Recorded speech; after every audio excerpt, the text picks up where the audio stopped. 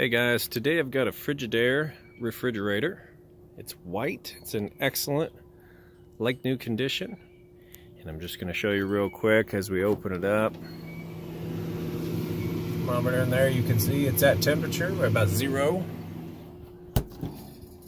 And then right in here, it's about 33, 32, 33.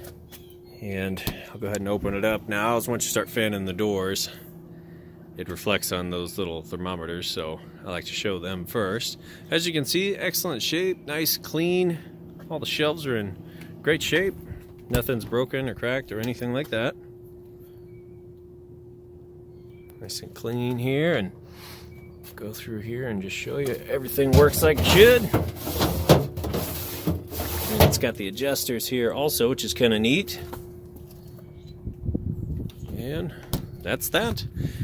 Again, I do these videos just so that you know when you get it home, plug it in, everything's going to work like it's supposed to.